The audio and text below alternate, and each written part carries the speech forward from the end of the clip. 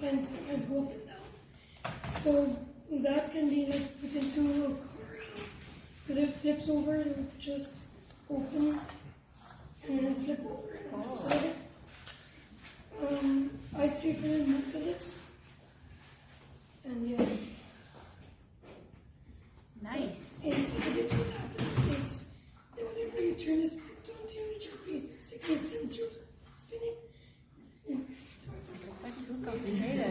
The computer processes it and sends it to a circle, basically a motor, and the motor turns it, this cam inside, which pushes it up.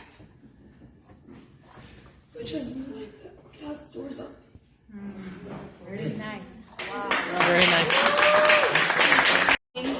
And it swings moves up and down, and with these things you can control it moving up and down. Okay. But what's all this explanation here? Oh, this is just what happens, like when you pull the strings or when the strings are pulled. Okay. Where the things go. Yeah, and these are all the wires to make it work. And is the middle part Tamar Air? Is that the plane? Yeah, Cool. that was just decoration. Do you have fun? Lots. Okay, can you stop moving? There we go. Nice. That is cool. You make it to go down too. Yeah.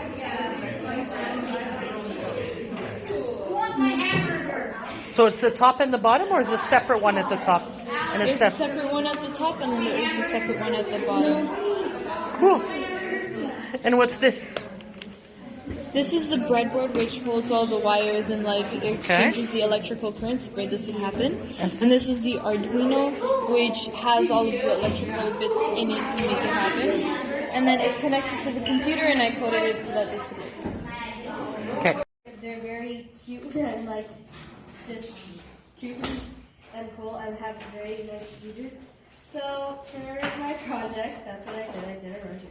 And basically how it works is I turn this switch on and then it lights up and I can move it back and forth and back and forth. And this is the sketches of how it started. So the plan was to make a bunch of squares and then I make them into a cube. I have to make 2 cubes, then I pierce the hole through them, and I attached the hook links, which was the features I used in the Arduinos. The parallel linkage, like this. And then I screwed them in, and yeah. Abris. Its eyes are dilated, so it can see everything at night. So that's what I used on the project. So what this is, it's a search and rescue robot that can go through the night using the owl's eyes. So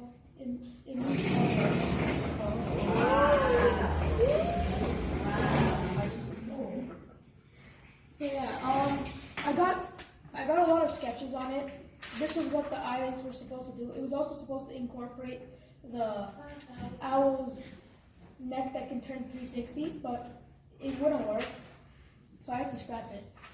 This was the first design, but it didn't look as professional as it can be, so I went through another design phase and cleaned it up and made it look as professional as possible.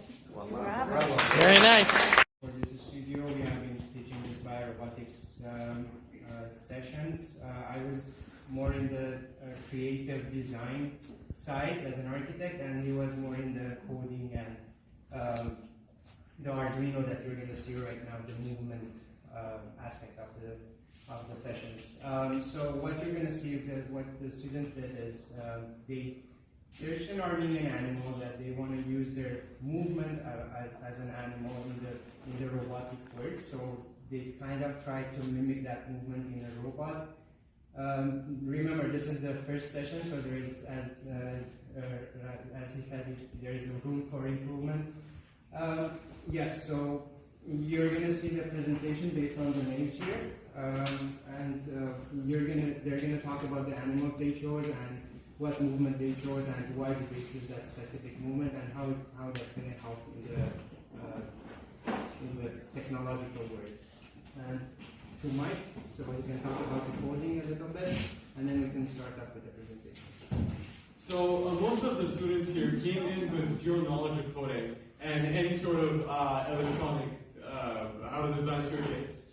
So this was going from zero to more intermediate understanding was definitely a challenge, but I think everyone managed to conquer it. They learned about the most of the basic concepts of programming. They learned about the language called Arduino C, which is what they use to program their projects. Most projects, some have lights, some have motors, and hopefully they enjoyed it.